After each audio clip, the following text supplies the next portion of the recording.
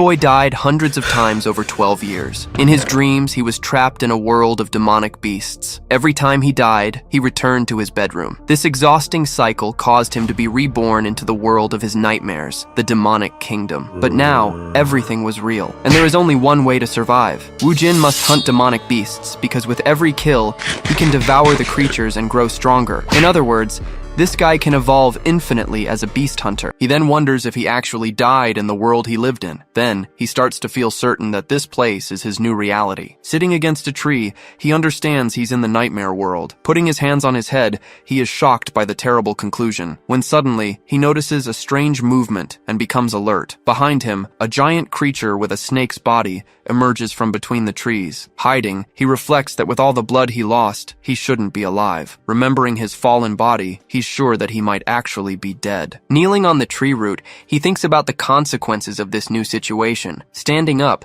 he realizes that if he dies here, there's nowhere to go back to. Looking ahead, he accepts that this place is his new reality. He knows exactly what he needs to do to survive in this dangerous world. Thinking about the situation, he decides it's best not to fight them right now. Remaining silent, he analyzes what to do before making a decision. Drawing his weapon, he feels a strange new urge to fight, so he decides not to run, turning to face the creature head on. He wonders if it's because he slept well or because his body is young. Seeing his stance, the creature charges straight at him to attack. With a firm grip on his weapon, he feels his whole body craving a fight. He then prepares himself, determined to fight and to survive. Lunging forward, he lands a powerful blow right on the larger monster, and with one strike, he defeats the creature easily. After the fight, he stands before the monster's defeated body. In the sky, several beams of light appear and descend toward the forest. Pulling out his weapon, he kneels beside the defeated creature. From inside the body, he begins to remove a strange-looking core. Holding the item in his hand, he observes it for a brief moment. Analyzing the object, he brings it closer to his face and seems to examine it closely. Then he bites the core, starting to eat the thing without hesitation. Standing in the forest, he looks around, perhaps feeling a different effect. He then tells himself that he will survive in this world at all costs. Starting to run, he decides that first, he needs to follow his plan. He states that he needs to get to a brighter area, running in that direction. Sitting on a tree branch, he soaks in the sunlight to rest. In the morning, the sun lights up the trees, bringing a bit of peace and tranquility. Closing his eyes, he finally manages to relax in a safe place. He shows a faint smile, looking much calmer and more at ease. Saying he had a perfect sleep, he feels much better now. In the sky, leaves fly with the wind, marking the passage of time. A month has passed, and he's fighting a monster in the middle of the woods. Even though he's willing to fight, he claims he isn't looking for a brawl. Near a fallen creature, he reflects on not risking his life for fun, but leaning against a tree, he knows he can't avoid the need to fight. Saying he's hungry, he mentions that he only hunts when he needs to eat. In a swift move, he lunges forward and strikes his target. From inside the monster, he sees he can obtain a new power. Without a second thought,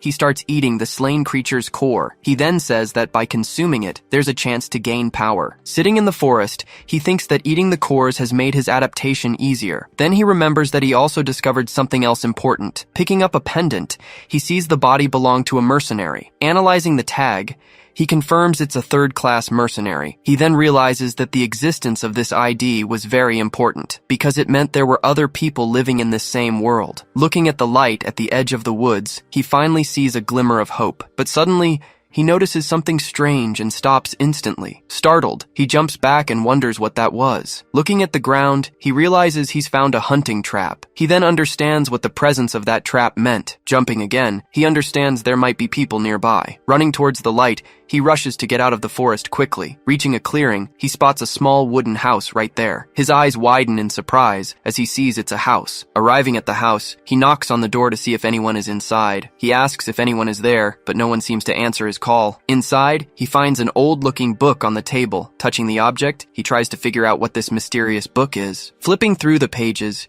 he sees it's a record of the demonic realm. Reading the content, he's very surprised by the information he finds. He notices that the history of that place was written in great detail. He then understands that this book is what he needs to survive. Suddenly, he hears the sound of footsteps coming his way. An older man appears, gruffly asking who he is. Aiming a crossbow, he says to answer, or he'll put a hole in his head. He then realizes the man must think he's a thief. Trying to explain, he says he only came in out of pure curiosity, but the man tells him to get lost, saying he has no business with him. He says he understands the situation but remains still, looking at the book. With his hand on the book, he insists he needs to take that important object. He then asks if he can borrow the book, offering to pay. The older man stares him down, questioning what he would do if he refused. He thinks that he desperately needs that book to survive in this world. Preparing to fight, he places his hand on the weapon at his waist. He then realizes he might have to become a thief to get it. Facing the man, he readies himself for a fight, prepared to draw his weapon. Meanwhile, the old hunter keeps his crossbow aimed, not letting his guard down. He thinks that even without knowing the old man's strength, he doesn't feel like he would lose. The old man then seems to change his mind, showing a slight smile. Lowering his weapon, he introduces himself to the young man, saying his name is Haitor. Surprised, the young man admits he let his guard down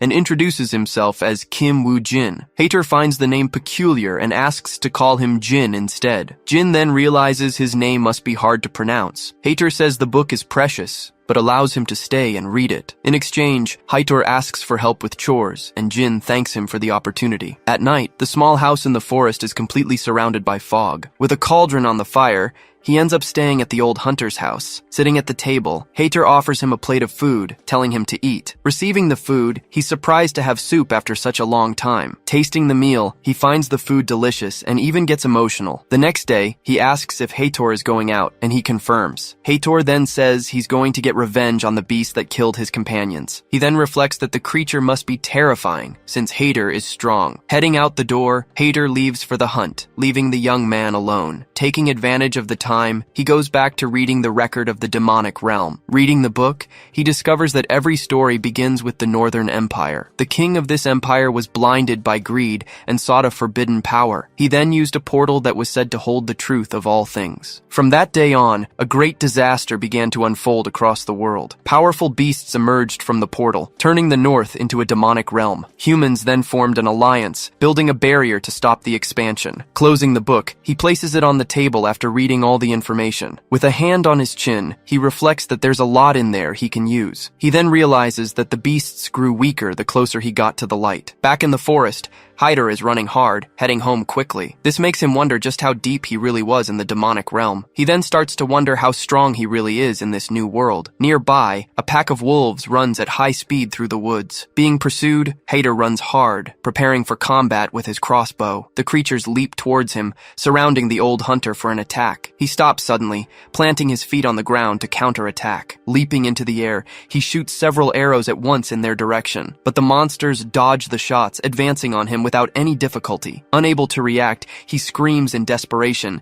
seeing there's no way to escape. Suddenly, Jin appears on the scene as Haitor is thrown backward. Holding his weapon, he prepares for combat against the pack. Screaming in desperation, Haitor tells Jin to run because it's too dangerous. Ignoring him, he charges forward, passing right by the endangered old hunter. Seeing the young man charge forward, Haitor is shocked by his unexpected action. With a serious face, he keeps running towards the wolf pack. Gaining momentum, he stomps hard on the ground and then leaps. Jumping high, he soars over the monsters for a surprise attack. Caught by surprise, the werewolf looks up with no time to react. Coming down with full force, he unleashes a powerful strike with his weapon on the creature. Scoring a direct hit, the blow slices right through the monster's body without stopping. From the impact, the creature falls to the ground while the others just watch. Seeing this, another monster from the pack turns towards the young man. Completely shocked, Haitor is speechless at what he just witnessed. He then asks how Jin defeated a werewolf with a single blow. Turning to Haitor, he calls his name to start the conversation. With blood on his face, Jin asks if that creature is really considered a strong beast. Haitor asks if he really wants to know if werewolves are strong. With a serious look,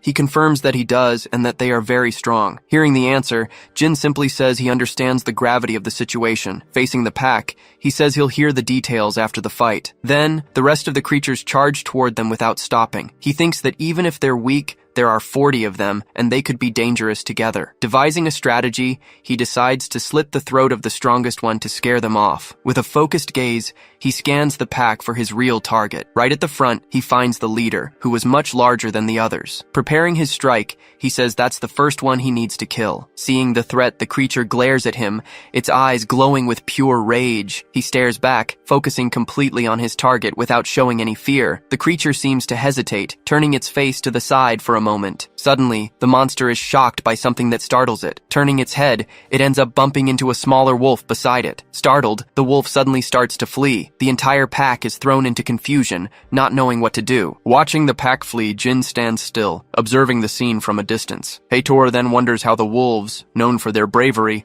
ran away. With a hand on his chin, he seems to analyze the leader's behavior. Running non-stop, the pack leader flees quickly through the forest. Back at the cabin, time passes and night falls. Hader then explains that the reward for the werewolf was 40 gold coins. He asks if that's a lot of money, and Hader confirms that it is. He's surprised to learn that it's enough to live on for 7 years. Looking at the body, he reflects on the value of the reward he received. He then shows a slight smile, seemingly having a new idea. He realizes he can make a lot of money by killing other similar monsters. On the monster's body, a bag of coins represents the full payment. Hader hands over several items as payment, including the pelt, meat, and a map. He then tells him to take everything to Pioneer Village to find Jacob. Handing him another bag of coins, he says Jacob will pay well for the pelt. Hator explains that Jin deserves it all, as he was the one who killed the monster. Extending his hand, he prepares to say goodbye to the young man. He thanks him deeply for the revenge, hoping they might meet again someday. The two then shake hands, sealing their deal and new friendship. With a sincere look, Jin thanks him for all the help he received. After the farewell,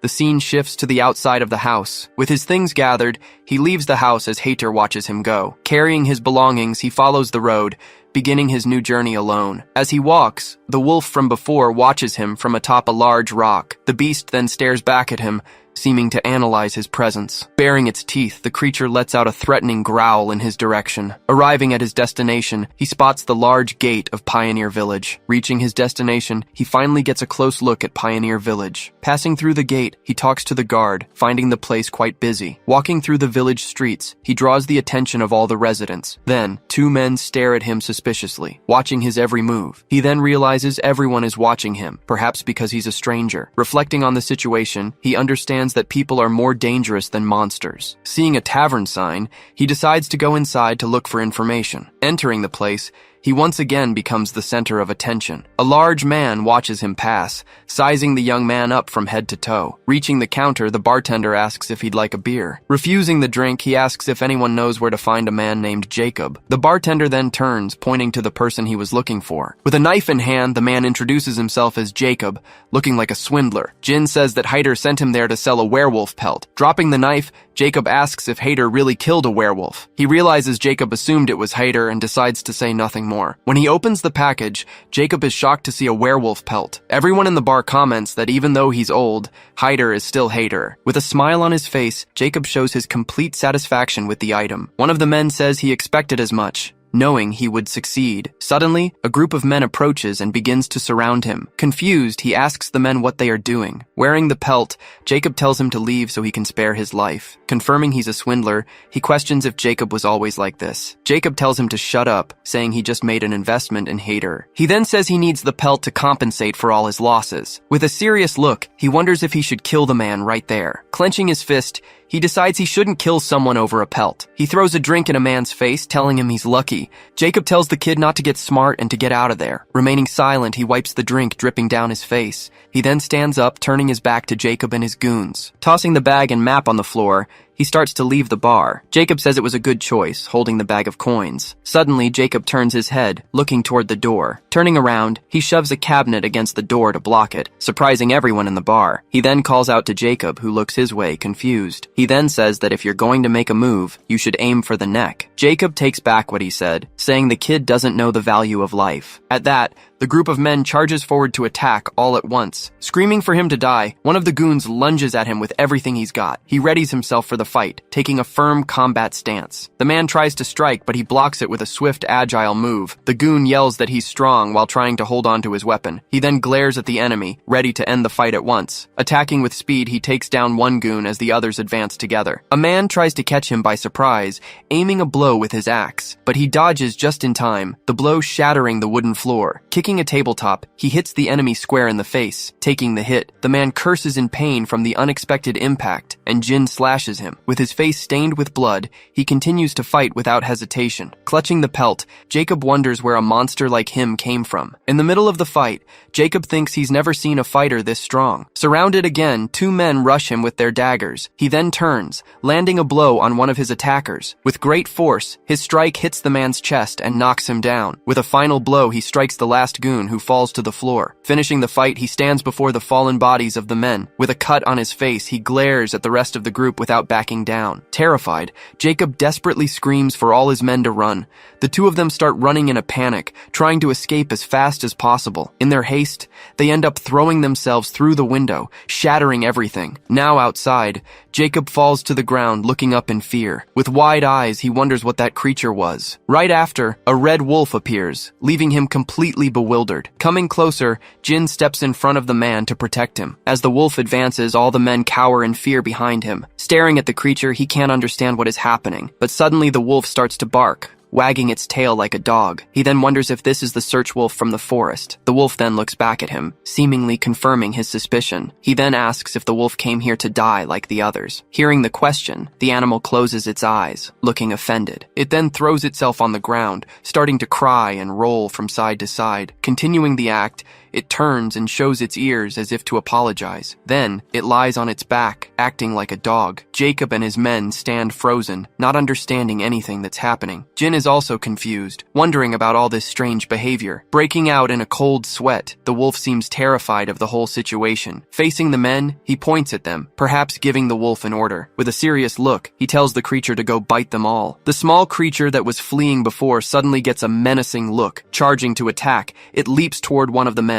The creature then bites the man's head, who screams in pain and despair. In the midst of the chaos, all that can be seen is the creature's silhouette. He then praises the animal, saying it did a good job. Terrified, Jacob cowers on the ground, watching the creature attack his men. The beast bites one of the henchmen, tossing his body aside. Not knowing what to do, Jacob realizes he needs to get out of this situation. Watching the man, he realizes he's just some random idiot. So Jacob bows, begging him to spare his life. Breaking into a cold sweat, he thinks that revenge could only come after he escaped. He then slams his weapon into the ground, right in front of Jacob's face. With blood on his face, Jacob is paralyzed with fear by that action. He approaches, holding his weapon as the man begs for his life. With a serious look, he wonders what to do with this bastard. He then reflects on who Jacob thinks he is to act that way. In a memory, a man asks him to forgive him just this once. He recalls his manager telling him to understand the company's situation. He remembers that at the time, he had no choice but to accept. He realizes that by accepting, the salary that was a week late became even later. In the memory, he questions the manager about his salary for that month. The manager then turns around with a golf club, calling the young man a brat. Screaming at him, the manager treats him like he's selfish. Back in the present, he remembers how he felt like a miserable piece of shit. He thinks that back then, he ended up learning a very valuable lesson. Suddenly, Jacob gets a frightening look, showing a strange smile. With blood on his face, he laughs sinisterly, preparing to attack. Charging from behind, he draws a dagger, ready to strike. Screaming, he lunges with all his might, trying to hit the young man head on. But he turns just in time, dodging the attack with a swift movement. He then grabs Jacob's arm, saying that they are scum like him. Then he says they are people who don't know the meaning of remorse. With a bloody face, Jacob curses, showing all his hatred. In a swift move, he lands a fatal blow, sending the man flying. After the strike, all that can be seen is Jacob's head. With blood on his face, he says that this time things will be different. He then steps on Jacob's hand, saying he will never accept that kind of treatment. Turning his head, he prepares to deal with what's left. He wonders what he should do with the wolf that was still there. The creature places a bag on the ground, seeming to want to follow him. Inside the bag, he sees several gold coins shining like treasure. Turning to the wolf, he becomes thoughtful, unsure of what to do. He then asks if the wolf wants to join him on his journey. Happy with the response, the creature rubs against him, like a dog. He then pets the animal on the head, showing a slight smile. He then accepts the wolf, saying it made a very wise choice. Petting the animal, he says he thinks the two of them will get along well. The scene scene then changes, showing the Great Wall of a huge city. In the sky, the sun shines, signaling the start of a new day. Waking up in his room, he sits on the bed while the wolf sleeps. With a slight smile, he realizes he finally had a perfect night's sleep. He then stretches, feeling completely refreshed by the cool morning. Outside, he starts washing his clothes near a stream. Splashing some water, he stares at his reflection with a thoughtful look. He then reflects that he has killed several people for the first time in his life, but he wonders why he can't feel any guilt about it. He questions if it was because they were scum, but that wasn't the emotion. Then he realizes the adrenaline was the same as when hunting monsters. Placing a hand on his chest, he feels that something inside him is changing. Looking at his hand, he tries to understand this transformation he's feeling now. He then wonders if he's been cursed, but decides that surviving is good. His life here will be very different from his old life. With a determined look, he decides he will simply enjoy the present. Arriving in the city, Jin says they first need to sell the pelt. He then tells the wolf to stay close, but hidden from everyone. Walking through the city, he remembers he needs to go to the Order's alliance. Carrying a bag, he thinks the alliance branch must be nearby. In the distance, he spots a large white building with a very tall tower. Arriving at the entrance, he asks a man if this is the alliance. He throws the monster's pelt on the table, leaving the man very confused. With the pelt in front of him, he says he's there to collect. The man says this is no place for games with a wolf pelt, but suddenly, he looks closer and his eyes go wide. Screaming in fear, he says that it's a real werewolf pelt. With a pale face, he asks if the young man was the one who got it. Confirming the story, he says he got the pelt earlier that day. Sitting in a room, he waits patiently for his reward payment. A man then arrives, saying they needed to run tests on the pelt first. He then hands over a bag, confirming that the pelt is indeed authentic. Looking at the bag, he thinks that this is enough to live on. Opening the bag, he sees the gold coins, feeling a different kind of adrenaline rush. With a smile, he says that money is definitely a very good thing. Suddenly, he turns, realizing someone was calling him. The man then asks if he would like to accept a new request. Surprised by the offer, he wonders what kind of request it would be. The man says a monster has appeared, and it's causing a lot of trouble. Because of the monster, the workers can no longer enter the quarry. He says the monster is stronger than a common werewolf. He then says that if the young man can handle it, he'll be paid very well. With a serious look, he asks what kind of monster it is. Scared, the man says its name is Mad Skull. He remembers reading about Mad Skull in the Chronicles. He also recalls having faced one of them in the past. The creature had a very hard skull, difficult to break or pierce. He also remembers that the monster is very aggressive and much stronger. Remembering the first time, he died 28 times to finally kill it. The man then asks if he thinks he can really subdue the creature. Falling silent, he stares at the man for a moment before answering. With a confident smile, he says, of course, deciding on his next prey. Arriving at the quarry, he finds a large rock extraction site. Walking through the area, he remembers no one was working because of the monster. Seeing the mine, he finds the place depressing and wants to leave as quickly as possible. Suddenly, he stops upon hearing a voice calling him from behind. A group of men asks him to wait, saying they got there first. With a serious look, he asks since when there's a line to hunt monsters. The man then tries to explain, looking a bit awkward. He then invites him to join their team to hunt together. He thinks that if he waits, he'll lose a lot of time, but he won't have to fight. Splitting the loot with them would be the best option to avoid a fight. He remembers Jacob and realizes he can't trust anyone here. Turning around,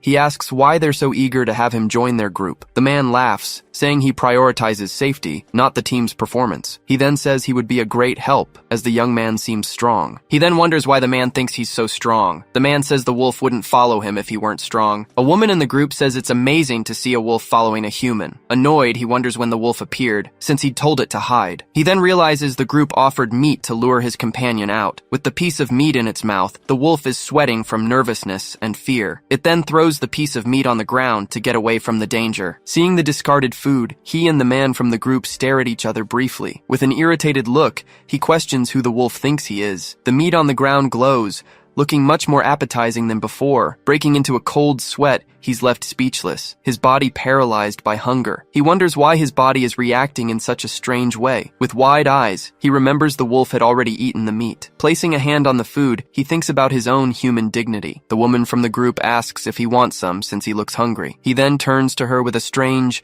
completely famished look. He then realizes the woman was like a goddess he could trust. Inside the mine, several lights illuminate the path into the cave's depths. Entering the place, they walk together to begin the monster hunt. Eating the meat, he says it's delicious and incomparable to monster meat. Turning to him, the woman says they haven't introduced themselves yet. The man introduces himself as Jonathan, and the woman says her name is Claire. He then introduces himself as Jin, and the man says it's a pleasure. With a slight smile, Jonathan seems to be observing the young man carefully. Arriving at a pit, he says this is where they'll fight the monster. He then starts giving orders, telling everyone to set up the nets and spears. He calls for Claire, who replies that they can start now. Watching the scene, he is surprised by the feathers that begin to float. Floating in the air, Claire begins to use magic with the help of her book. He realizes this was the magic mentioned in the chronicles. With her eyes closed, she asks for blessings upon this land in her name. With the magic, everyone's body starts to feel much lighter. Jonathan says that Claire's buffs are always great for battles. He says they have 5 minutes worst-case scenario to fight. He then tells everyone to get ready for the coming battle. Running towards the pit, he says he'll lure the monster there. With a smile, he realizes that magic is incredible. He then wonders if he too could learn to use magic. One of the men shouts,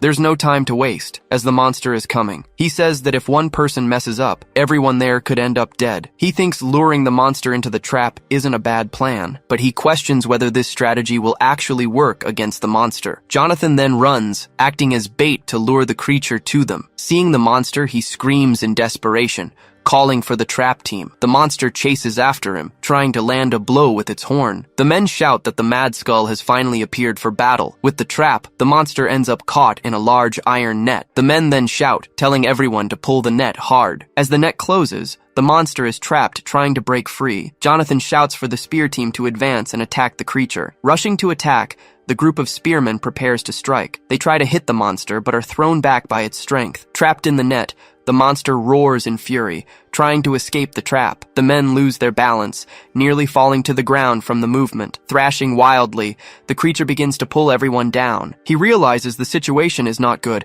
and that something must be done. Watching the fight, he sees the group is being overpowered by the monster. The men are thrown in all directions, unable to hold the creature. With great force, the monster begins to tear the net with its horns. Looking at the group, the monster reveals its eyes, filled with pure rage. It then braces itself, ready to use its full strength against them. Surprised, Claire sees the young man advancing alone against the furious monster. She then casts a spell in his direction to help him in the battle. He stops right in front of the creature, facing it without any fear. Gathering momentum, he stomps hard on the ground, preparing for the attack. With a leap, he grabs the monster's horn, climbing onto its body. He then comes face to face with the creature, ready to strike. Worried, Claire shouts that it's dangerous and for Jin to be careful. He tells her not to worry, as he has everything under control. With a confident look, he says he knows exactly how to defeat it. Grabbing the creature's tusks, he swiftly deflects the attack with his strength. Using his blade, he manages to block the creature's strike. But the monster's strength is too great. He had thought he was stronger. He then remarks that the monster possesses immense raw power. Just then, he realizes he let his guard down for a moment. Suddenly, strange feathers begin to float around him. As he's thrown back, Claire appears, saying she'll help. Feeling his body become lighter, Jin says it feels like a magic buff. Now Jin declares he can hunt the creature more easily. Seeing this, the group asks if they can help, but he yells for them to stay put. Not understanding the order, the group just watches the situation from a distance. Preparing himself again, he simply says, "It's better this way for now." Charging at the monster, he says it's easier to fight alone. He explains that to hunt this creature, you just need to know a few things. He says the monster is basically a pig. Running fast in a straight line, the creature has trouble turning. So he says he'll first use this weakness to stop it. Dodging at the last second, he makes the monster crash into the wall. Trying to brake suddenly, the creature digs its feet into the ground, but it ends up losing its balance and falls from the impact of the crash. He then remarks that the buff is making it harder for the monster to keep up. Then he explains that the monster's tusks work like human hands. However, he warns that they can't be cut by swords. In that case, he decides to aim directly for its weak spot, the nose. With a leap, he lands a precise strike right on the creature's snout. He notices the pain intensifies with the monster's every move. Preparing another attack, he focuses on finishing the creature off. He lands a powerful blow right on the creature's legs. Continuing the assault, he deepens the cut in the same spot. Then he warns that the monster won't get another chance to attack. With a victorious smile, he prepares for the final blow. Meanwhile, the group runs worriedly toward the fight. Arriving there, they wonder what happened and decide to look for Jin. Suddenly, they're startled by a creature that appears before them. Revealed to be a giant giant wolf, the animal stares at them seriously. Protecting the woman, the man carefully pulls her back. With a growl, the woman asks if it's telling them not to interfere. Just then, Jin appears, and the wolf reveals itself as his companion. Relieved, they ask about the monster, and Jin says he's already collected its essence. He then informs the group that the monster is no more. Pointing to the body, he says that now only flesh and hide are left. Impressed, they say they've never seen anyone defeat one of those alone. Suddenly, his wolf starts sniffing the air, sensing something. Looking at the warrior, the wolf seems to warn him of something approaching. Just then, another huge creature emerges from a dark tunnel. With a furious glare, the monster stares down the group that invaded its space. Surprised, the warrior shouts that it's another monster and tells everyone to get ready. But the woman tells him to wait,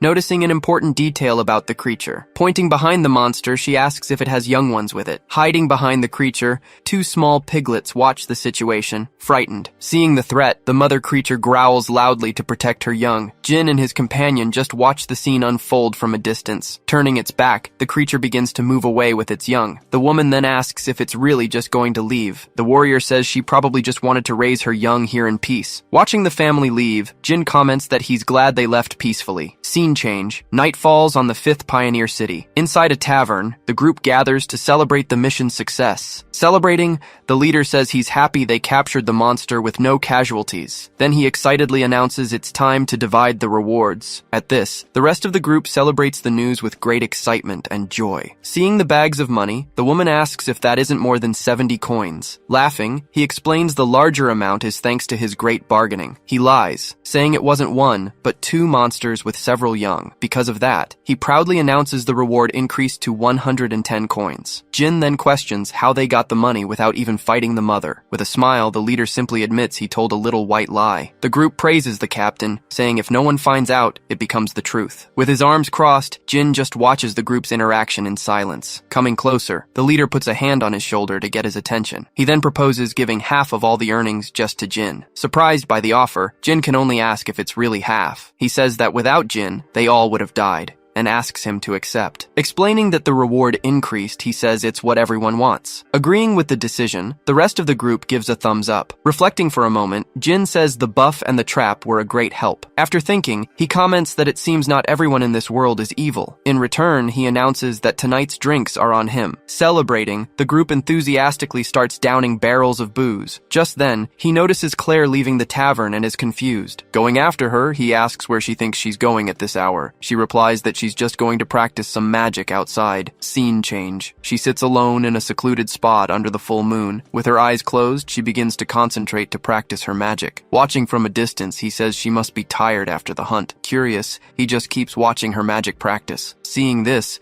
he wonders if he should try to learn that too. Claire is surprised and says of course she can teach him magic. Thinking she accepted too easily, Jin hears her say she wanted to give him a gift. Claire says he saved them from the monster, so she'd be happy to teach him. She added that since he protected her, he's different from other mercenaries. But Jonathan warns that magic isn't learned overnight. She argues that Jin can just come with them, but he questions why. Jonathan puts an arm on him and says a wolf is better off alone. Jin thinks that he doesn't really have anything else to do right now, so he asks the leader what their group's next destination is. He reveals he was also planning to go to the 4th Pioneer City. With a smile, the two of them look at him with happy expressions. Celebrating the coincidence, they say they'd be happy to have a reliable ally. Seeing their reaction, he says his next destination is decided. The scene changes, and the group walks toward a large transport creature. It's revealed that the creature is a Tarrasque, used for transportation between cities. Observing the creature, Jin remarks that it's the Tarrasque from the records he's read. Excited, Jonathan calls for everyone to begin the long journey. During the night, he meditates with Claire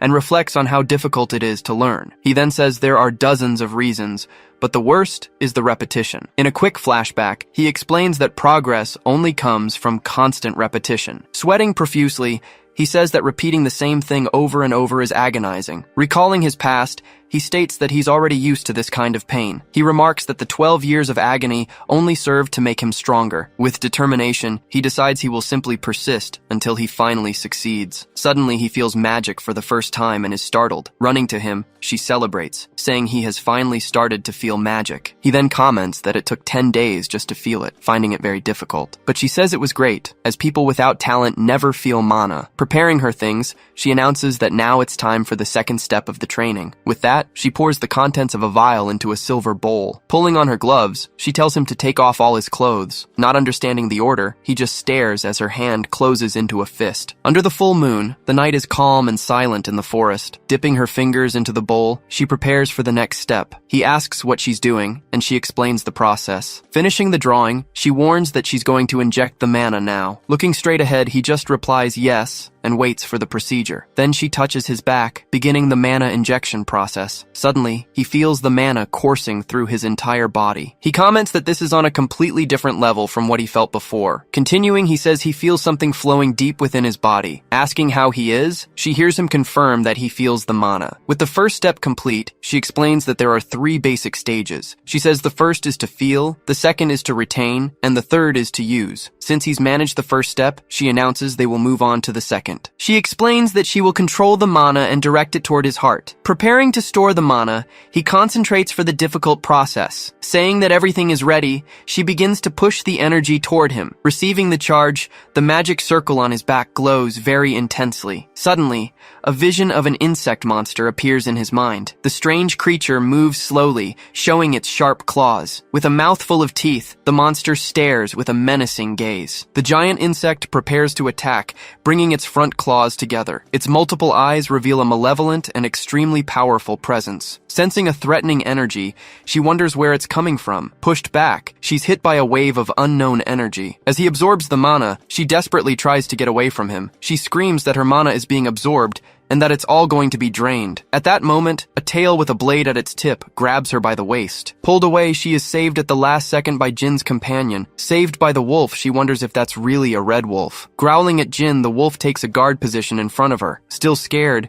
she wonders if it sensed the danger and came to help. Returning to normal, he approaches and calls her name with concern. Worried about her condition, he asks if she's feeling okay. She then explains that what she saw was a dangerous mental world. As a manifestation of power, it appears as a world of its own. Everyone has a mental world, which is shaped according to their path, but she wonders why such a strong presence exists within him. Asking him to be honest, she turns and asks a serious question. She then asks directly if by any chance he has consumed a mana core. Not understanding, he just asks back what a mana core is. She explains they are monster crystals, and he says he's eaten some. Shocked, she grabs him and asks when and how many he ate exactly. He says he ate them for 10 years, maybe tens of thousands of them. Not understanding her reaction, he asks if there's a problem with that. Then she begins to explain that if a human consumes a mana core, with a frightened expression, she says they either die or become monsters. Processing the information, he just stares at the moon with a serious look. An explanation begins about karma, also known as the law of retribution. It's said that this energy is found only in the demonic realm. With it, a monster's core is formed from the karma accumulated in its body. Back in the present, the group continues their journey on top of the Great Tarask. Thinking about it, she says the Black Priest is really getting on her nerves. She remembers that when the portal opened, some humans followed the monsters. These people ate the cores and even sacrificed other humans to the monsters. Recalling the conversation, Jin said he ate tens of thousands of cores. Putting the pieces together, she then wonders if Jin is a Black Priest, but she concludes he isn't, since he wouldn't have shown her his mental world. Still, she finds it strange that he didn't know they were dangerous. It's then revealed that Jin just copied other monsters who ate the cores. Even so, she wonders why he would eat something so disgusting. Reaching a conclusion, she just thinks he's really strange. At this, she warns him to stop eating them because he could die. Reflecting, he thinks her information is wrong since he's still alive. He then wonders if his desire to keep fighting is a consequence of this. At this, he suspects it's all because of the monster cores. He says he'll try, but she screams at him, telling him to stop immediately. She warns that if he continues,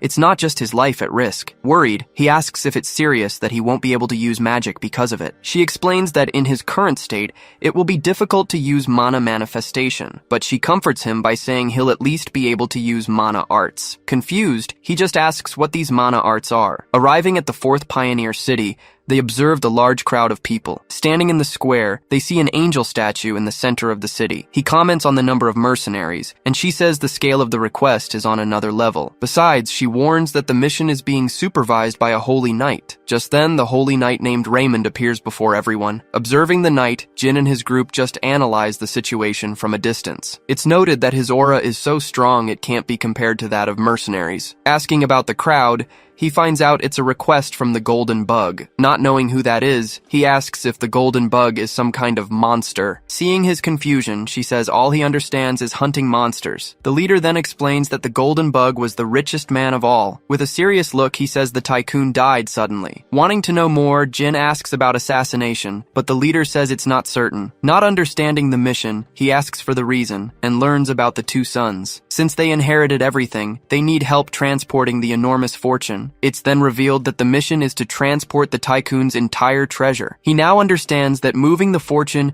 is why so many people are there. Unexpectedly, their group, the Black Marlin, is called up in front of everyone. Celebrating the chance, the leader pulls Jin along, saying he has to come too. Introducing Jin, he says he captured a monster and tamed a werewolf. In the crowd, someone asks if he's the head smasher, doubting his strength. Confused by the nickname, he hears the leader telling him to trust him. At this, the Holy Knight stares at the group with a very serious look. Announcing the payment, he says they will leave at sunrise. Celebrating the amount, he says that 100 coins is a lot just to move some bags. Explaining how it works, he says half is for the job and half is for the name. He continues, saying the nickname Head Smasher secured the good payment. Recalling the fight, he explains that the nickname means he smashes monsters. Disliking the name, he just thinks whoever came up with it is an animal. With the bag of coins, he comments that 100 gold is a good level of fame. He then realizes this will help him learn the mana arts. The scene changes as night falls over the mercenary group's barracks. Inside, a massive brawl is underway with several men fighting each other. In the midst of the chaos, one man lands a heavy blow on another's face. Worried about the arena,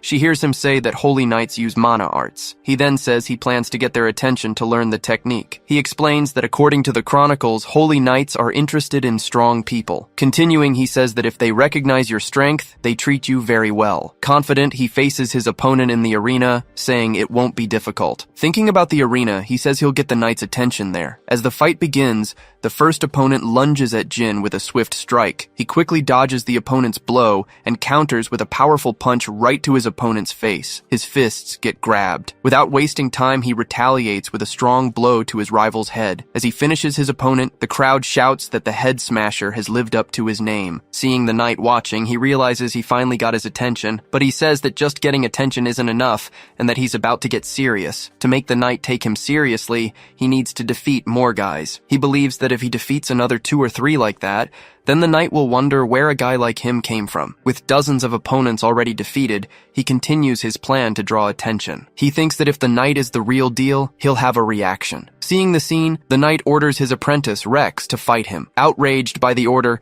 the apprentice wonders why he would fight a mercenary. Knowing this, he says that when that moment comes, things will really begin. Refusing the fight, he thinks this is how the negotiations finally begin. Not understanding the refusal, the apprentice just stares at him with a surprised expression. Shifting to the mercenary dorm, night falls quietly and silently on the city. Seeing the refusal, Claire just stares at the scene, not understanding a thing. Along with her, the group's leader also can't believe what he just heard. Not understanding the refusal, the rest of the group just stares at the situation in shock. From above, the apprentice furiously shouts, asking why he refused the fight. Angry at the refusal, the apprentice is irritated by his attitude. At this, the Holy Knight asks if by any chance he might be injured. With a smile on his face, he replies that he isn't injured at all. So the knight asks what the reason is for him refusing the duel. He explains that as a mercenary, he only fights if he gets paid. Seizing the chance, he proposes that they make a big bet. The knight questions what he could possibly offer of value in a bet. He then says that, much to the knight's delight, he has a lot of money. Showing the bag of coins,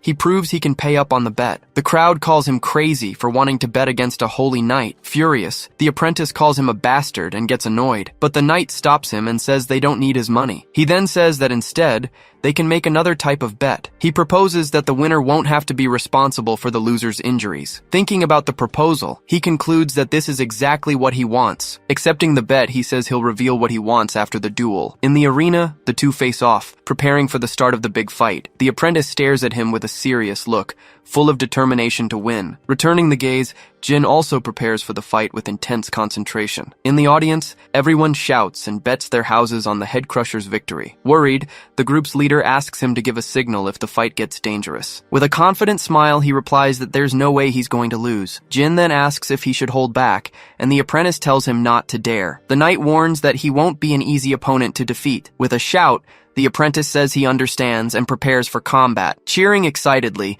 the audience mentions the Holy Knight's mana arts. Using his mana art, he plants his foot and rushes forward in the arena. Getting close, he prepares a swift strike against his opponent. Noticing the speed, Jin realizes he's different from the other rookies. With phenomenal strength, he lands a grazing blow. Realizing the danger, he says that getting hit by that could kill him. Finding it interesting, he says, "So these are the so-called mana arts." At that moment, he manages to stop the apprentice's blow with just one hand. Blocking the blow, he narrowly stops the attack from hitting his face. Wiping his face, he hears the apprentice ask if his name is really Jin. Then the apprentice says he'll regret underestimating a knight. Watching the fight, the crowd comments that he's going to lose all his money. Worried about the situation, Claire just watches the fight in silence. With his arms crossed, the Holy Knight watches the fight without a word. Dodging the blows, he manages to defend himself well from the apprentice's attack. Dodging the blow, he manages to defend against the attack with his hand. Watching the fight, the Holy Knight says he feels something strange about this situation. He remembers that before, Jin defeated everyone else with a single blow, but now he notices that his movements are extremely passive in the arena. With a cry of rage, the apprentice prepares to attack with everything he's got. Gathering his strength, he launches a powerful blow at Jin. Unexpectedly,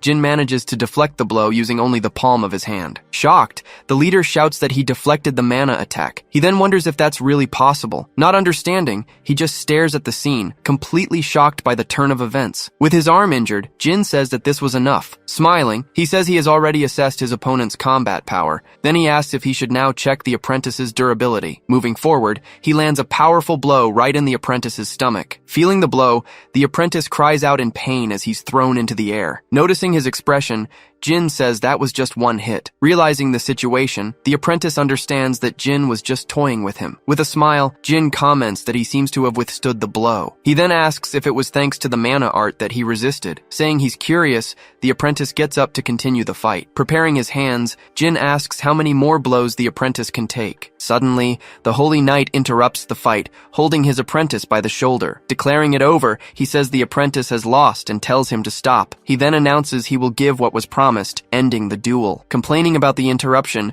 Jin says he was just getting started and that it was a letdown. Even so, he states that in the end, his plan was a success. Seeing the victory, the crowd celebrates, shouting that they believed in him the whole time. Shifting to the Golden Insect Mansion, night falls over the place. Inside the mansion, one of the tycoon's sons is eating like a pig. We are then introduced to Derek, the first son, and Cedric, the second son. Complaining, one of them says it will take 10 days to get into the wall. Replying, the other says they've always been like that, and their bark is worse than their bite. Worried, the first one asks if they'll be okay and what they can do. He then says all they can do is pray their bodies hold out until then. It is explained that mana manifestation is a method of channeling mana. Its main purpose is to enhance muscle strength and weapon power, but depending on the level of mastery, the technique can split seas and mountains. Using his ultimate technique, he demonstrates the power of the sacred flame slash. At the sound of the impact, a few startled birds fly away from the scene. Standing still, he just observes the result of his powerful and precise attack. Impressed, the apprentice says that Lord Raymond is truly incredible to watch. Praising the pure aura, he says it's now Rex's turn. Excited, the apprentice says he's ready and will give it his all. Watching the scene, Jin feels like he's seen that look before. He then wonders if this is the true form of mana manifestation. Curious, he starts to think about what he just witnessed. Raymond says he might be able to cut through anything without using a technique. He then begins to explain how to maintain the flow of mana in the muscles. Finishing the explanation, he tells Jin to keep his mana flow under control. He notices that the technique seems similar to the one Claire taught him. Suddenly, a different kind of mana begins to flow around his face. He then wonders why there's so much mana flowing through his body. Recognizing the gentle flow, he realizes that it's Claire's mana. But right after, another sinister energy starts to emerge from him. The knight tells him to use this mana slowly, moving his body little by little. At that moment, the knight is surprised to see the manifestation of a different energy. With his sword in hand, he is completely enveloped by the new energy. The knight wonders how he's using martial arts he just saw. He also notices the terrifying mana now surrounding the sword's blade. It is explained that mana is normally based on the user's mental world, so the knight wonders what exactly is hiding inside his body. With a smile, he prepares to test his newly acquired skill. Using his sword,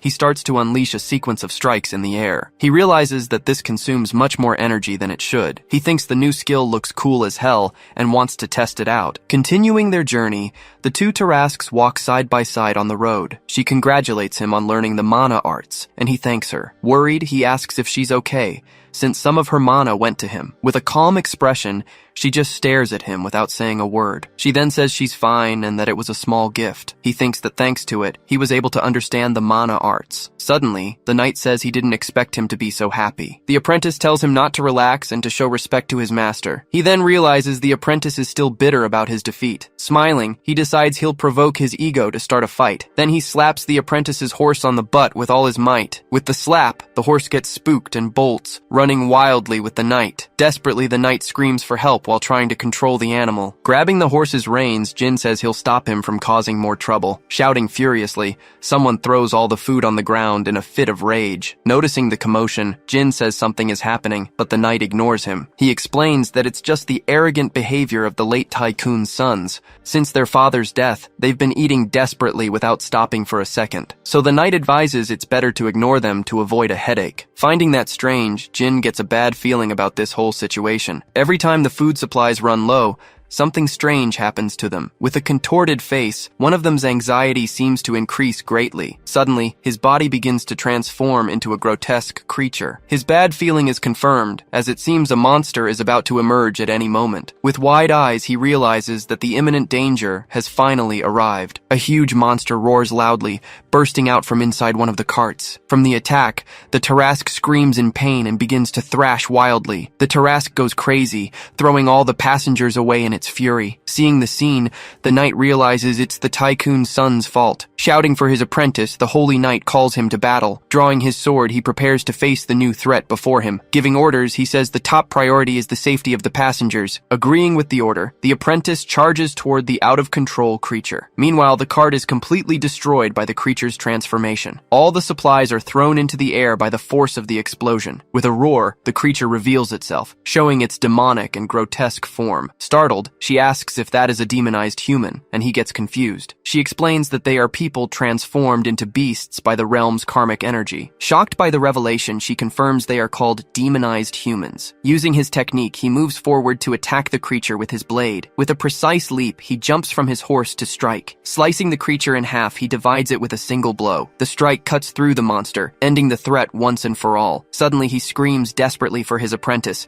who was caught in the attack. Crying out in pain, the apprentice is hit by one of the creature's tentacles. Using his sword, he slices through the tentacle that trapped him with one strike. Even when severed, the creature's tentacles continue to move on the ground. With a mouth at its center, the creature begins to regenerate rapidly. Shouting, the knight warns that the creature can regenerate and tells him to wait. Facing the monster, the apprentice is surprised by an even larger creature. Angrily, he prepares to face the new threat that has emerged. Suddenly, he is swallowed by the creature. Screaming, the knight runs to save his apprentice from the monster's attack. Seeing the wound, he realizes how serious his apprentice's situation is. Watching the scene, Jin and his group are shocked by the sudden attack. Angrily, Raymond curses the creature and prepares to counterattack. Using his sword, he strikes the monster with a powerful and precise blow. He once again uses his sacred flame slash to finish the creature. Screaming in pain, the monster is hit head-on by the knight's attack. Desperate, he tries to pull his apprentice from inside the demonic creature. Shouting for him to hold on, he promises he will save him at all costs. He tells his apprentice not to give up and to keep fighting to survive. With a serious look, Jin prepares to join the battle and help. Suddenly, several tentacles shoot out towards the knight to attack him. Jumping in front, Jin shields the knight from the attacks with his own body. With a swift move, he throws the knight aside and saves him. Hit by the impact, the knight is thrown hard against the ground. In despair, the other mercenaries shout that the holy knight has been defeated. With a roar, the creature regenerates and takes on a new, grotesque form. With its giant mouth, the creature roars and faces everyone present. He then thinks that if he keeps eating cores, he might end up like that thing. But he decides that worrying about it now won't solve anything. Dodging the attacks, he notices the creature's incredible digestion. He then notes its infinite regeneration and the difficulty of killing the monster. With the regeneration, he concludes the fight will become a battle of attrition. He decides that while he conserves his energy, he will look for a weakness. Opening its mouth, the creature prepares to attack with its teeth. Landing a blow, he manages to sever one of the creature's tentacles. With a quick movement, he prepares to continue the attack sequence. Suddenly, he feels a pain and notices a wound on his body. Suddenly, the group's leader hurls his spear at the creature. Scoring a direct hit, the spear pierces one of the monster's tentacles. Shouting, he announces that they will also help in the battle against the creature. Using her book, Claire prepares to use her magic to help. She says that the sword must oppose evil and casts a spell. With the magic, the mercenaries drive their spears into the monster's pieces. They then shout that the regeneration is slowing down thanks to the magic. Shouting excitedly, he prepares to get back into the fight with everything he's got. With a smile, he says he didn't expect them to be so brave. Meanwhile, the creature's goo begins to drip onto the ground. Suddenly, the monster begins to absorb the goo and transform. Noticing the change, he sees that the creature's aura has become different. The creature begins to form a human face on its left shoulder. With the transformation, the creature becomes even stronger and more menacing. Startled, he realizes the faces are those of the golden insect's children. In one attack, the creature launches several tentacles toward the mercenaries. The tentacles fly swiftly, preparing to hit them all at once. Alarmed, the leader realizes the creature has recovered all of its flesh. Then, the creature launches several pieces of itself into the air. Charging the monster, he prepares to attack with his sword. With a quick move, he slices off one of the creature's arms. Using the momentum, he leaps over it and continues his string of attacks. Screaming in pain, the monster is hit square in the face by the attack, and Jin has to defend himself from the blow. Taking a step back, he moves away from the monster to regroup. Worried, the leader asks if he's okay, and he confirms that he is. He then wonders what to do, since the creature has gotten stronger. Jin says they need to keep trying, as the problem is the regeneration. But the leader comforts him, saying they've already learned its attack pattern. With a smile, he says that if the leader says so, he believes him. Readying his sword, he says he'll keep cutting until he's satisfied with the fight. With a battle cry, he charges the creature with all his strength. Using his sword, he begins to unleash a series of blows on the monster. The blows cut the creature into several pieces, scattering goo across the ground. Shouting, the leader orders everyone to stop the creature's regeneration at all costs. With a precise strike, he cuts the creature's eye, dealing massive damage. Screaming in pain, the monster feels the hit and begins to fall apart. Finding the core, he prepares for the final blow against the monster. With a serious look, he says the fight is finally over for the creature. Using his sword, he destroys the core and ends the battle for good. Tired, the mercenaries celebrate their hard-won victory against the abomination. Meanwhile, Claire helps tend to the Holy Knight's wounds. Suddenly, the pieces of the core begin to jump and move on their own. Taking on a new form, the small creatures begin to flee the area. Seeing they've won, the mercenaries celebrate, saying their reputation is going to skyrocket. Coming out of the forest, he says it was a good job by everyone there. With a serious gaze, he observes the creature's remains scattered on the ground. On the ground, one of the creature's cores continues to pulse slowly. Suddenly, one of the mercenaries appears, shouting that he survived too. From a distance, a mysterious woman watches the whole scene from behind a tree. She says the tycoon's children were no different from their father in the end. Crying, she wonders how they could be so incompetent and useless. Then she notices Jin approaching the creature's core and becomes curious. Seeing him pick up the core, she grows even more suspicious and curious. Sitting by the fire, he prepares to eat one of the cores he collected. Observing the core, he analyzes it with a serious and curious gaze. Without hesitation, he puts the core in his mouth and starts to eat it. Closing his eyes, he feels the core's effects on his body. Suddenly, he has a vision of a man tied to a table. He realizes it's someone's memory, but he doesn't know whose. The woman says his father's death was a result of his incompetence. She then warns him that if he wants to live, he needs to show results. Continuing, she tells him to show how special he really is. With a vial in her hand, she says she wants to see if he's worth it. Pouring the liquid, she forces the man to drink the strange substance. With a scream of pain, his body slowly begins to transform. Coming to his senses, he is shocked by the memory he just saw. His body trembling, he throws up everything he ate in the forest. Frightened, he runs away from the camp at high speed. Collapsed on the ground, he vomits again after the disturbing vision. It's explained that eating a core can rarely grant you the monster's power, or sometimes It makes you absorb its memories, but with side effects. He then realizes the memory belonged to one of the tycoon's sons. Putting the pieces together, he understands the liquid contained the karma that transformed them. He then wonders if that woman could be a dark priestess. With this revelation, he is shocked to understand the truth behind it all. Approaching him, Claire calls out and says they need to leave soon. Noticing his sweat, she asks why he's acting so strange. Worried, she asks if he ate another internal core and scolds him. He wonders if he should tell her, but fears it might cause a misunderstanding. Deciding to hide it, he says it's nothing and that he'll keep it a secret. From a distance, the mysterious woman continues to watch the group's every move. With a smile, she seems to be plotting something against them all. Returning to the camp, he continues his journey with his companions. With a suspicious look, the mysterious woman observes the group's conversation. They gather to discuss the recent events of their dangerous journey. She wonders if he's plotting something, since he eats raw cores. Smiling, she says she's curious about what will happen in the future. She then wonders if they will be allies or enemies when they meet. The scene changes, and the group gathers for the knight apprentice's funeral. With his sword, the holy knight pays his last respects to the apprentice. He offers his prayers to Ea, the god of harmony, for his rest. He says that Rex was brave and dedicated his entire life to peace. Finally, he asks that his apprentice's departure not be in vain. Remembering the duel, Jin thinks it's a shame he died so young. The knight stares at Jin with a confused and doubtful expression. Suddenly, he is startled to see a strange creature up high. Surprised, he shouts that it's a red wolf on the cliff. Growling, the wolf stares down at the group with a menacing look. Suddenly, the knight kneels before him and gives thanks. Confused, he asks why he's suddenly doing that. The knight explains that the red wolf is the god's closest companion. He believes the wolf's appearance means the god is comforting them, but Jin says the wolf is just his pet mutt. Noticing the disbelief, he decides to call the wolf over. With a serious look, he tells the mutt to stop messing around and get over here. Frightened, the wolf obeys its master's command and approaches. Leaping from the cliff, it runs towards Jin at great speed. Landing in front of him, the wolf proves it's really his pet.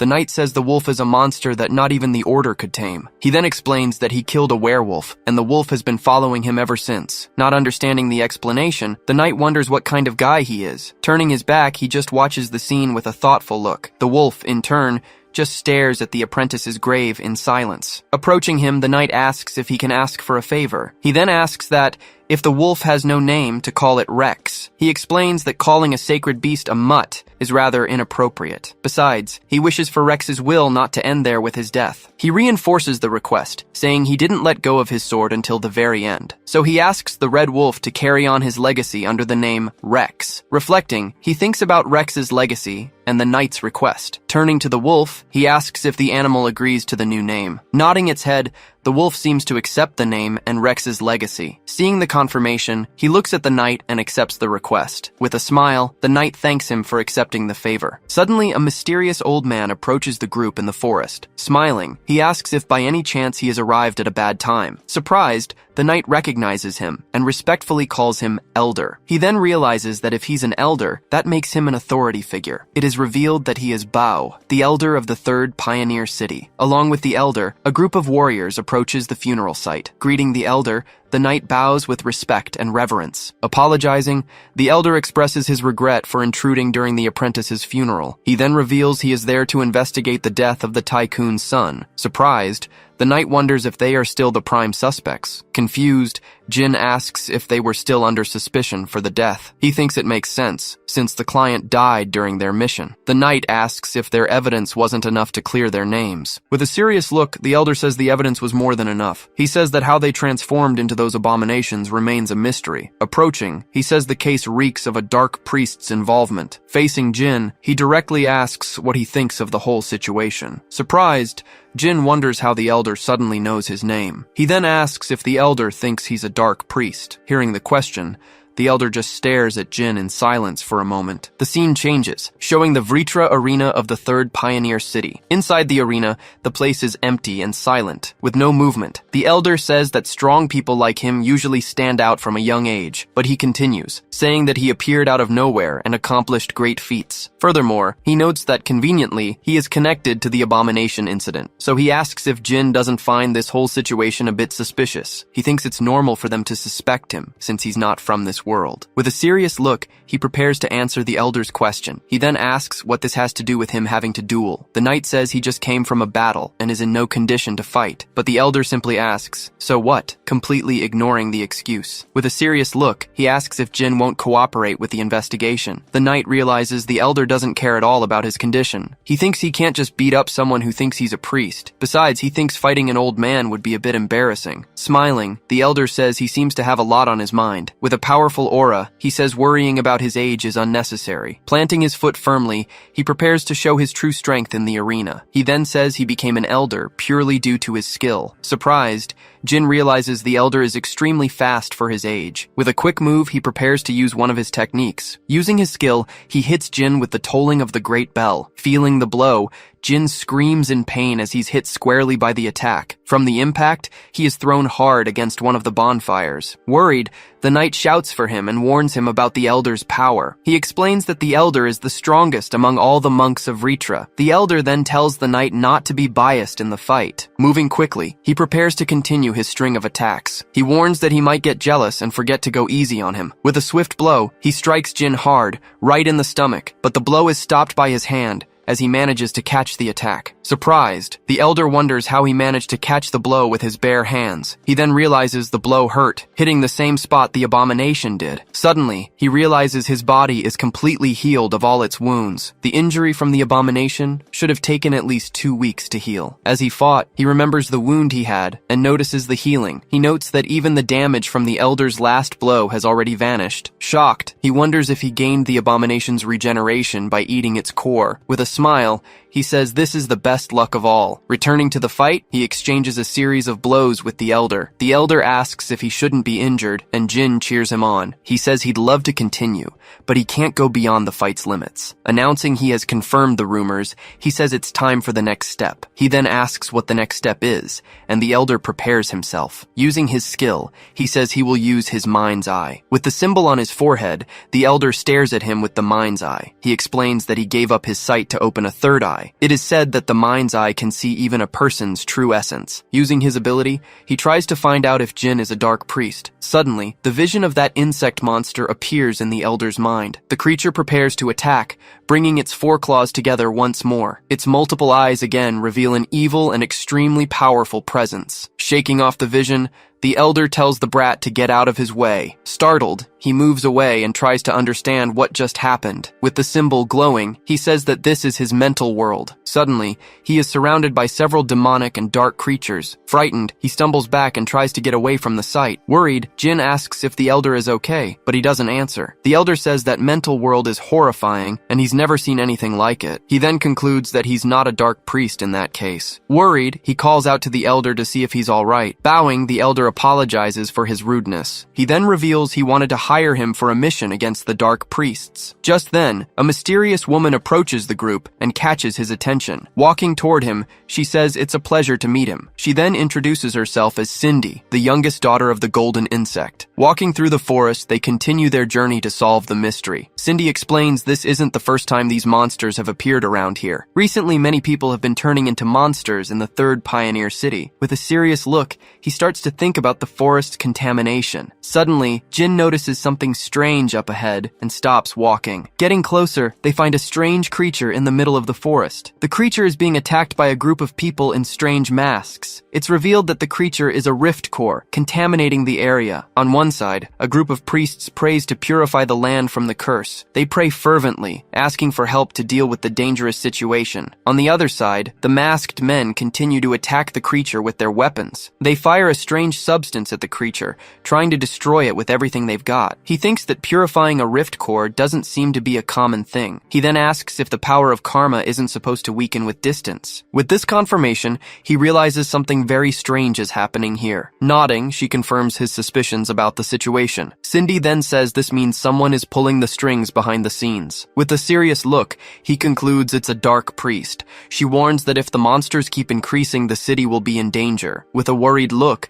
the elder says that in the worst-case scenario, he fears they could lose the entire city to the contamination. That's why they've been trying to find the Dark Priest's hideout. With a serious expression, he begins to explain the mission to Jin. He then invites him to join the extermination operation in 2 weeks. He understands this is what they wanted to ask from the very beginning. It's a request from Elder Bo and Cindy, the tycoon's sole heir. Smiling, he realizes it's a request from very important figures in the city. He then wonders if he's finally being recognized for his skills. Changing scenes, the group continues their journey back to the city. Worried, Claire says she was very anxious about them taking so long. She says that if you're accused of being a priest, you can be tortured. Imagining the scene, he wonders about the torture and grows apprehensive. Arriving at a new location, she celebrates their safe arrival. Looking at the horizon, he wonders what that place is before him. It's revealed they've arrived in Yurgis, the safe, walled city. With its impossible scale, the city is the safest place in the world. Observing the city, he wonders if he'll ever be able to live there, but he decides it's not the time yet and calls for the knight. With a tired look, the knight turns to hear what he has to say. He then suggests they rest for a bit before continuing their journey. With everyone tired, they decide to stop and rest for a while near the Tarask. The group's leader asks if he's heading to the third pioneer city. He says that even though it's sudden, everyone goes their own way. Agreeing, he asks what they'll do now that the mission is over. Smiling, the leader says he's going to have a drink, and then another. Turning to Claire, he asks what she plans to do now. She replies that she'll probably look for another job to save up money. He asks if she didn't make enough money, but she says she didn't. Confused, he asks why she needs so much money. She explains that although she's a mage,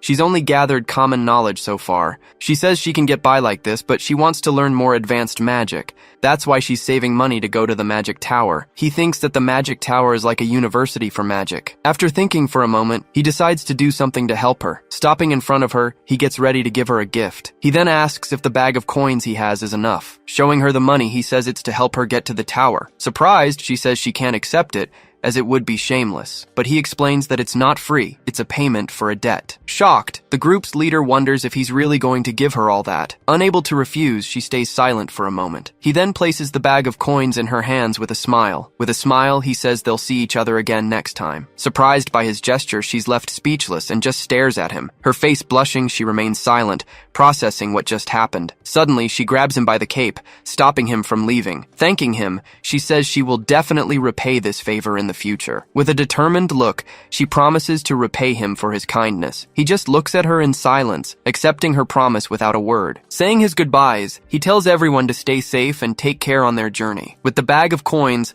she and the leader say goodbye to him. Turning his back, he starts walking toward his new destination. He then sets off on his journey, leaving his former companions behind. Meanwhile, the wolf stretches out on the grass, catching the knight's attention. Seeing the wolf, the knight calls him by his new name, Rex. With a smile, the knight says goodbye to Rex and watches him leave. Walking towards the sunset, he bids farewell to his companion. Walking through the city, Jin watches the guards and residents move about. He turns for a moment, feeling like he's being watched from a distance. On the wall, Cindy says he looks worried about something. She then asks what's on his mind, mentioning the mercenary. With a serious look, she continues to press the elder on the matter. She reminds him that he himself said Jin seemed to have consumed a core. The elder just stares at her in silence, not answering her question. He says that just because Jin consumed one, it doesn't mean he's a priest. She scolds him, saying that anyone who consumes a core loses their own ego. Closing her eyes, she asks the master to be honest with her. She asks if he's protecting Jin, hoping there's still some humanity left in him. The elder remembers a masked figure and falls silent. With a sad look, he just stares at the ground without saying a word. He then says he doesn't want to continue this conversation and walks away. She apologizes for her rudeness, but tells him there's one thing he should know. She says she'll keep it a secret, but if he makes a mistake, she'll expose him herself. Continuing, she warns that when that happens, not even the elder will escape unscathed. Turning her back, she walks away, leaving the elder alone on the wall. He says that won't happen, as he's confident in his decision. He explains that Jin's mental world didn't crumble, even with the cores. He concludes this is irrefutable proof that he has maintained his humanity. The secret is kept because the world isn't ready to accept him yet. On the wall,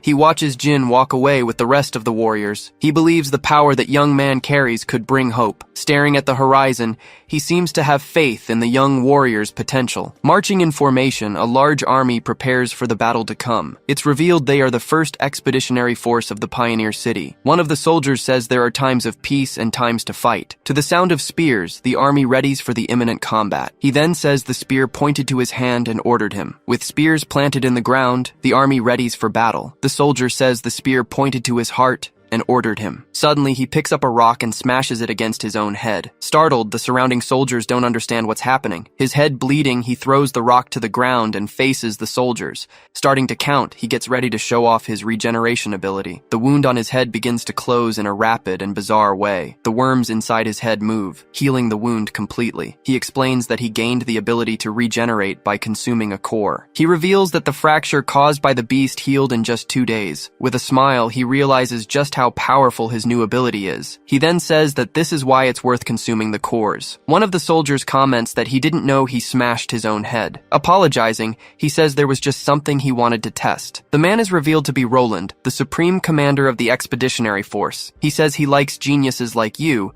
who think outside the box. He continues, saying you must be an extraordinary genius since you were recommended. Displeased with the small talk, the other man asks for the mission plan. Smiling, he praises the impatience and efficiency of the genius before him. He explains that their destination is the forest north of the Pioneer City. The battle's duration will depend on the situation, but the target is 10 days. The man then questions if 10 days isn't too long for the mission. The commander agrees, saying that normally it would be too much time for that. Suddenly, a strange creature bursts from the ground and prepares to attack. He explains that because of the cores, the beast's territory has expanded. Startled, one of the soldiers shouts for the commander, warning of the imminent danger. Drawing his weapon, the commander prepares to face the creature quickly. With a precise strike, he cuts the creature in half with his blade. He then says that 10 days is a short time since these creatures are appearing. Suddenly, several other creatures burst from the ground, surrounding the group. Shouting, the commander warns that it's an ambush and tells everyone to get ready. With a roar, the creatures charge forward to attack the army. Attacking the soldiers, the creatures begin to inflict heavy casualties on the group. He recognizes the creatures as leech rats and is surprised that they can dig. The commander then shouts for everyone to protect their backs and not to turn around. Fighting together, the soldiers try to defend themselves from the creature's surprise attack. Suddenly, the commander sees Jin standing still and tells him to be careful. He shouts for him to watch out, but it's too late to warn him. With wide eyes, he watches as Jin is surrounded by the creatures. Allowing himself to be caught, he is completely surrounded by the leech rats. The creatures grab him from all sides, preparing to devour him. With their claws, they hold him down tightly, pinning him to the ground. Shouting, the commander asks if he's gone mad and what he's doing. With a dagger, he attacks one of the creatures holding him down. While attacking, he begins to chew on the creature. Screaming, the creatures begin to devour him with their sharp fangs. He then wonders if he'll inherit their ability if he devours them. He thinks that the demonic beasts no longer seem like monsters to him. Holding the core, he prepares to absorb the creature's power. He then begins to devour the cores one by one, without hesitation. It's explained that by consuming them, there's a chance to acquire their abilities. This was the true secret to how he survived for 12 years. With a blood-stained face, he gets ready to continue devouring the cores. He says he's already getting full, having devoured about 40 of them. Suddenly, one of the soldiers finds him in the middle of the slaughter and is startled. Worried, the soldier asks if he's okay and what happened there. He yells that at this rate, he won't be able to eat the cores hidden from everyone. Pushing the soldier away, he says not to worry because they are safe. Suddenly, the sacred choir begins to play a strengthening song. The commander and his musicians play their instruments with great concentration and skill. With a smile, he uses his violin to boost the soldiers' power. With the music, the soldiers shout that they are overflowing with energy and power. He then notices that the soldiers' resistance and defense have increased. Surprised, he thinks that the commander was a swordsman, but he's actually a support. Shouting, one of the soldiers tells the entire army to prepare to fight. With renewed energy, he says it's time for a counterattack against the creatures. As night falls, the full moon illuminates the soldiers' camp. With the bodies piled up, a soldier tells everyone to gather for the count. He then warns that the results will count towards their reward and asks for cooperation. One soldier says he can't understand his strange actions in battle. Unable to get the ability, he digs at the ground with his hands, frustrated. He wonders if he really failed to get the digging ability from the creatures. The commander asks if he's alright, and he apologizes for causing concern. He says the battle was was impressive and that he thought he was going to die. Smiling, he continues, saying that he proved everything with his results. He then reveals that he heard he killed 267 leech rats all by himself. He explains that common soldiers kill 4 or 5, and knights kill 150. With a smile, he says this is to be expected from a genius. Thinking about the time, he says that if he hadn't devoured the cores, it would have been a disaster. With a confused look, he asks if the commander was really a support. He asks if he's looking down on supports, but he denies it and explains. He says he thought he was more interested in brute force in battle. Embarrassed, the commander says he hit the nail on the head with his analysis. He confesses that deep down, he also wanted to wield a sword in battle. He explains that the reason the Order Alliance fights is for peace. Recalling the past, he says he chose the role where he could help the most. He says his swordsmanship is average, but his music is one of the best. He then realizes the commander is a better person than he thought. With a smile, he says that Roland seems to be a very good person. He then asks if he could listen to a bit of the commander's music. Swaying in the wind, the Order's flags stand out in the camp. A week later, the army continues its journey through the dangerous forest. They advance through the Demon Land, destroying several rift cores along the way. In a meeting, they discuss the stronger beasts they will encounter. One of the soldiers says they are even more excited than at the beginning. Shouting,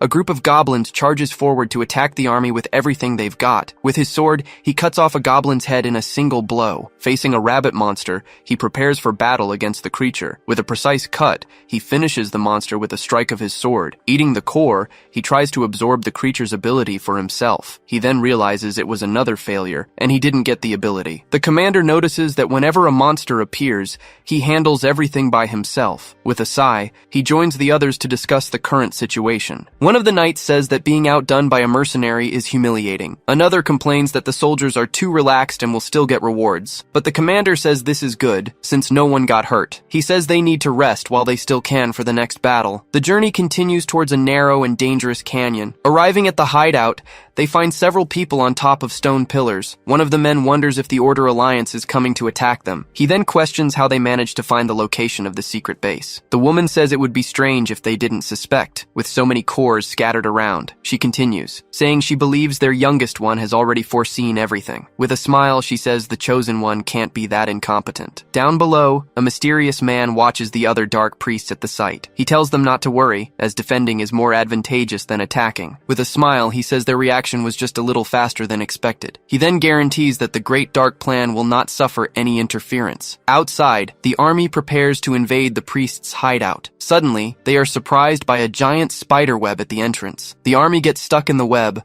unable to advance or retreat from the location. Trapped in the snare, they are surrounded by several giant and dangerous spiders.